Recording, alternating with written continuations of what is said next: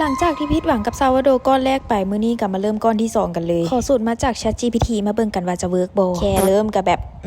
คือเป็นอย่างคือบ่ลอยคือของเขาเป็นอย่างสตาร์เตอร์เฮาบ่ฟูน้ำคือของกระเจ้าแต่ว่า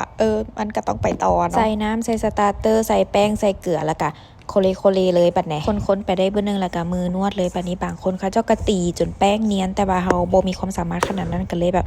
เอาเท่าที่ไหวได้ประมาณนี้แล้วก็พัก1ชั่วโมงหลังจากที่พักได้ประมาณ1ชั่วโมงแล้วเฮาก็จะมาเริ่มการ stretch and fold กันมันแบบนี้วะประมาณนั้นเลยเฮ็ดรอบแรกแล้วก็รอบ2พัก30นาทีแล้วมาเฮ็ดต่อแต่ว่าลืมถ่ายไว้ตอนนี้รอบ2แล้วจ้ะพักอีก30นาทีแล้วก็มาเฮ็ดคอยโฟตัวนี้ก็คือเขาจะว่าคอยโฟ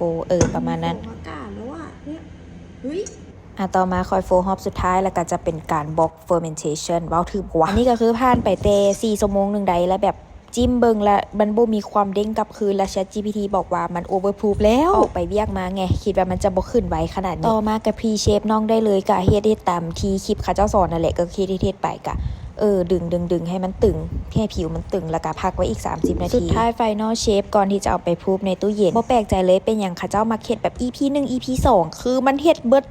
เว้น2มื้อกันยังบ่แล้วแล้วแบบคลิปมันยาวไงอยากลงคลิปแน่แบบอยากเขี่ยวลงคลิปแน่แบบตื่นเต้นไงขนาดว่ายังบ่ทันได้อบเลยนี่มื้ออื่นมาอบกันต่อมื้อนี้ก็เฮ็ดเชฟอย่างแล้วเอาเข้ากระตาอย่างแล้วหยิบท้องน้องหยิบท้องให้น้องแน่เดี๋ยวท้องน้องแตกแล้วก็เอาไปเข้าตู้เย็นได้เลยน่าจะใส่ตู้เย็นประมาณ8-12ชั่วโมงแหละมั้งตอนนี้ประมาณ5โมงเดี๋ยวมื้ออื่นเช้าลุกขึ้นมาอบกัน